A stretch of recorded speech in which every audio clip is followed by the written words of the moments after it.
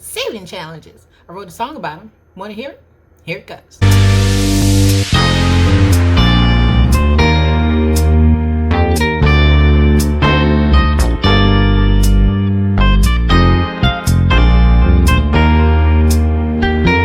Hello and welcome back to Funny Makita Jones. Today I'm going to do a quick video on my saving challenges for 2022. I have been thinking about this, and I've been watching a couple of the YouTubers to get some ideas on what I want to do saving challenges for, and I got a couple ideas. I might be adding more as the year goes on, but these are the ones I'm starting out with for now, and I think these are going to challenge me. Some of them are saving challenges, some of them are saving challenges slash sinking funds. So you'll see those. But I was watching 40 and Broke, and he had some really interesting saving challenges where it was tied to a goal or a habit that he was supposed to do. So if he completed the habit, he put money into his savings challenges, which I thought was kind of good. So one of the savings challenges that's kind of inspired by that. And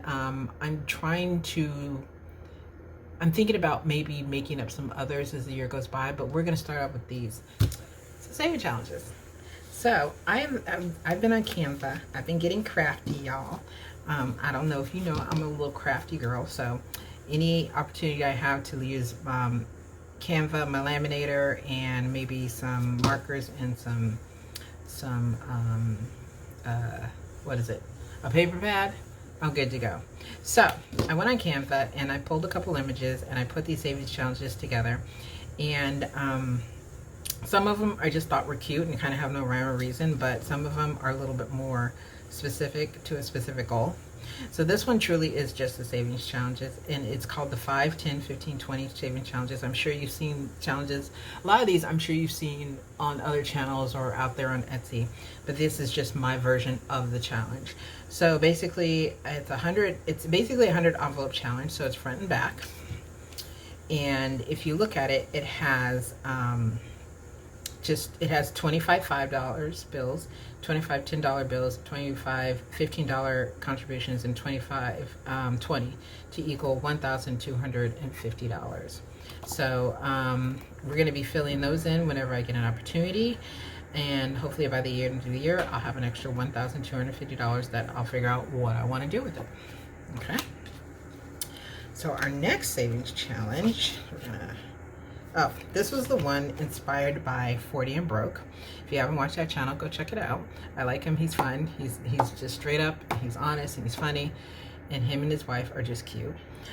So this one is a no eating out challenge. Now, as you know, if you've been watching my channel, I have a little issue with eating out. And when I went over my expenses from last year, I'm actually going to do a video of how I've come up with roughly what I want to put in my envelopes, budgeted each month my envelopes for this year based off of what I've spent last year and how I think I can reduce it.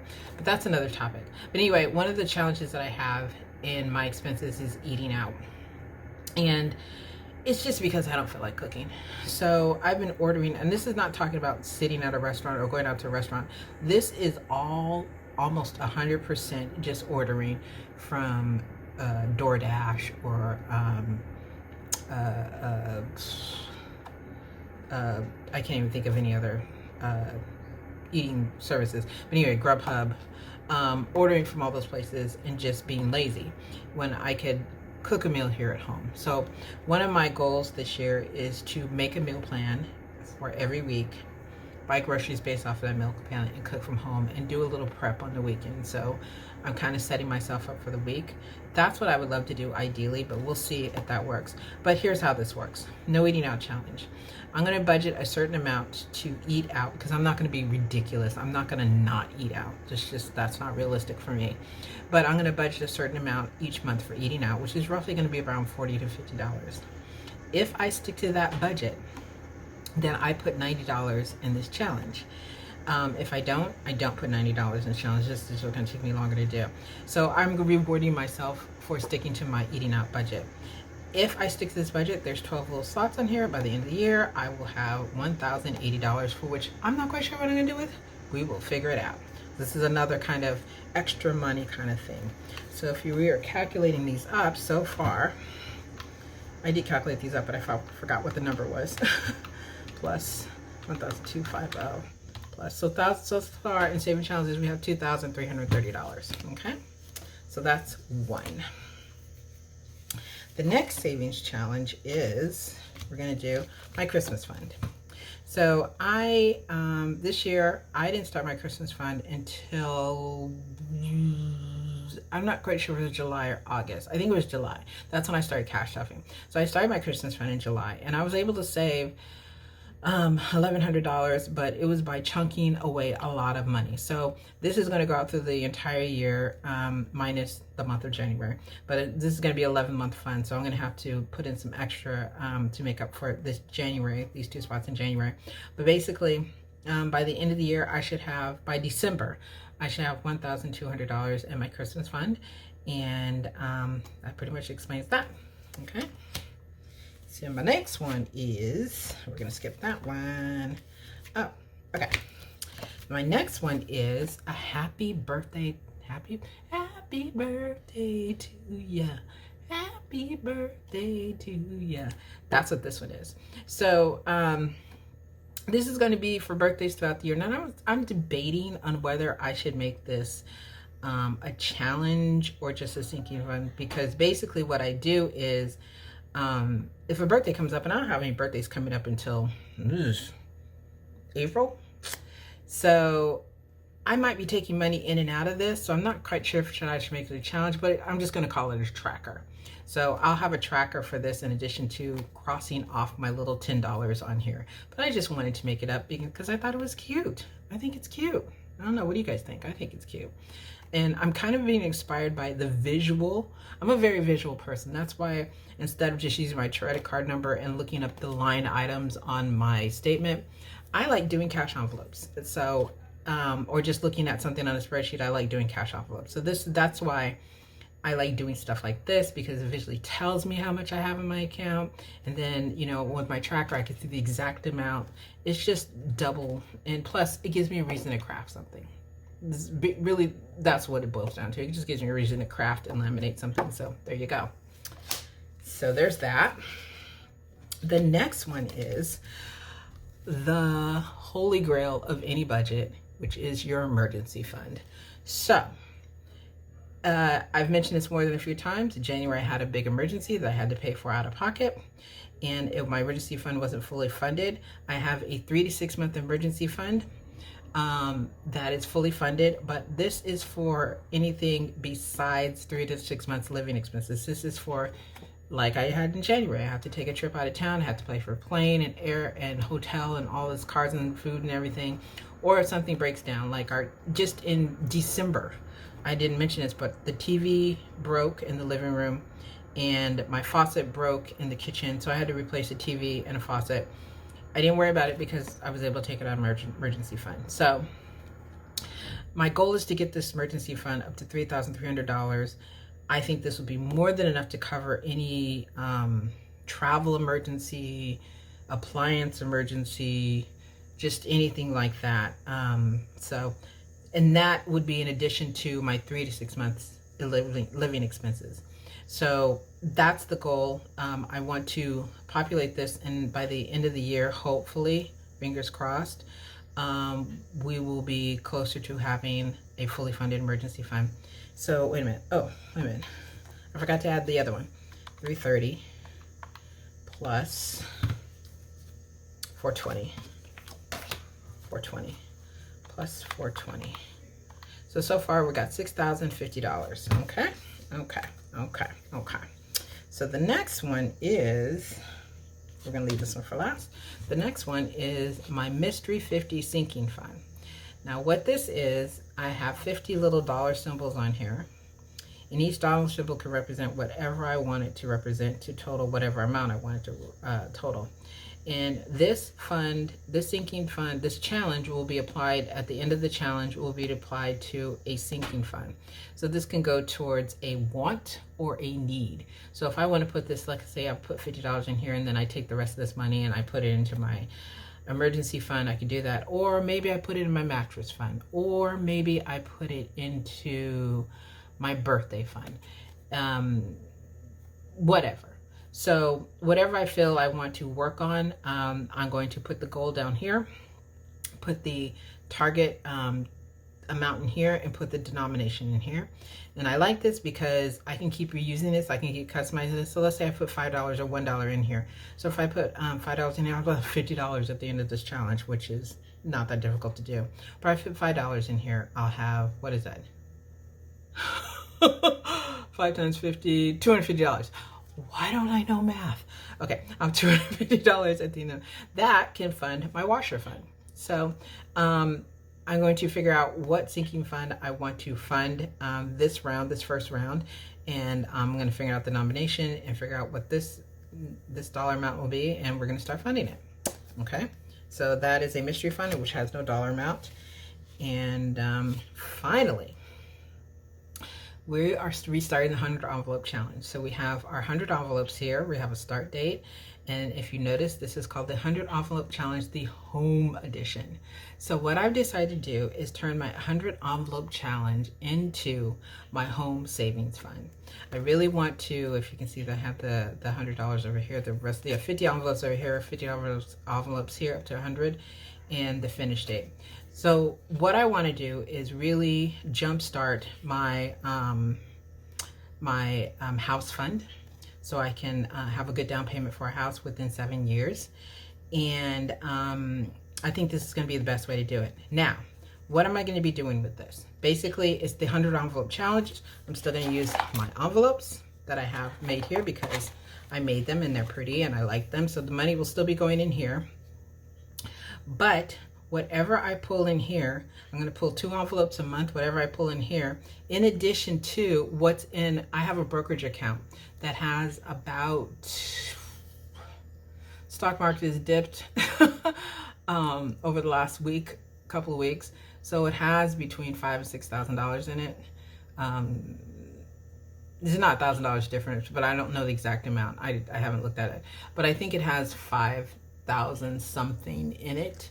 So I'm going to use that account with the $5,000 already in there, and whatever 2 numbers I pull in for this 100 envelope challenge, I'm going to add every month to that brokerage account. So every month I'm going to be contributing to that brokerage account, which I haven't contributed to too much this year and most of last year. I did contribute some money, but not a lot. So by the end of it, this challenge, I will have put in $5,050 into, and I didn't put the amount in here, but the 100 envelopes challenge is $5,050. I will have contributed $5,050 to an already existing balance of $5,000 plus dollars, and whatever interest and dividend reinvestment that creates. So ideally, in an okay market, I will have $10,000 that I will have, $11,000 that I will have invested, plus whatever rate of return I get. Usually for the funds that I invest in, I usually get at the minimum, they say if you're going to be conservative, err on the side of a 6% return. So if I put that number, I'll put a little screenshot from a compound interest calculator, what that will be in 7 years up here. But realistically, last year, I think I got on this brokerage account alone, I think I got something like a 20% return. So I will put the difference between the 6% and 20%. I can't, now we're in a different kind of market as of January 2022. And I don't know if you're watching news, if you're an investor, they're talking about how stocks are not going to be doing great going forward for a while based on interest rates rising and all this other stuff. I am a long-term investor in general, with the exception of this home edition, which I'm saving to buy a home. But generally, I buy and hold. I don't go in and out of the market. I see dips in the market as a sale. So basically, if the stock market is down, that means I'm getting stocks at a lower price. So when the stock market goes up, I have bigger increases. So that's kind of my philosophy on this. I don't worry about dips in the market because I invest in the total market stock fund, which is pretty much every company, public company in the US. So my thinking on this is if I invest heavily in the total stock market, US stock market, and every company goes out of business, I got bigger problems in my investments. We all got bigger problems. So that's how I invest. So I don't really worry about dips too much, although it is kind of disconcerting when you do look at your portfolio and you see that where you had like $8,000 or $6,000 or whatever in your account and it's down to $5, you're just kind of like, what happened? But if you're a long-term investor, you know, if you're a buy and hold investor and you're a long-term investor, you know that things like that happen. Historically, you have dips and you have rises in the market, and that's just how it goes. So I didn't mean to go off into a tangent about the stock market, but basically that's what I'm doing in my home fund. So these are all my challenges. Oh, and I didn't put that in there. So 50-50. So all in, if I were to complete all these challenges by the end of 2022, fingers crossed, that is my goal, I will have saved and or invested $11,100. And that's not including the investments that I have in my 401k at work, my Roth IRA, and my HSA. So that would be a big goal for me, to save an additional $11,000, because your girl has never thought she could be able to do this. So if I can do this year, y'all, I'm gonna be a happy camper. So that means, because I'm going to have some extra money, I'm going to have a big push going towards my home fund. It's just going to be good times. So just to recap, we've got my 100 envelope challenge, which is the home edition. We've got our 5, 10, 15 challenge, $15, $20 challenge. We've got our no eating out challenge. We've got our Christmas fund. It was so nice to just pull money from my Christmas fund and not have to worry about seeing it in January, all that money come back at me in January. It was pleasant. We've got my birthday fund, which is really a sinking fund more than a challenge. We've got my emergency fund, which is also more of a sinking fund than a challenge. And we've got a mystery sinking fund. So these are the ones I'm going to start out with, which is 1, 2, 3, 4, 5, 6, 7. Whoo! This is going to be a challenge. Just funding all these is going to be a challenge. In addition to some of my other sinking funds, you're going to see that some of my envelopes are going to disappear, like my, actually not going to disappear. They're just going to be rejiggered. So, yeah, my birthday one is going to stay there. I'm just going to put this in there. My Christmas one is going to stay there. Just going to put this one in there. And I'm going to put these all in bigger envelopes. And you'll see me tracking these on a monthly basis. And fingers crossed, I can say at the end of 2022, December 2022, that I saved $11,100. In addition to my regular sinking funds. Let's see if your girl can do it. So that's it. If this sounds like something you guys are interested in seeing me do, please subscribe, please like, please comment. I've seen a lot of saving challenges videos, and let me know down in the comments, what kind of saving challenges are you doing? Are you doing anything interesting? Are you doing a no eating out? Are you doing a no spend? What are you doing? Are you doing like a once a month challenge? You change it up every month? What are you doing? I'm really curious because I've been kind of deep diving into savings challenges and seeing a lot of creative ideas. This is what I came up with, and it allowed me to lose my laminator. So what else could I ask for? So if you like this video, like, comment, and subscribe, and I will see you later in the next video. Take care. Bye.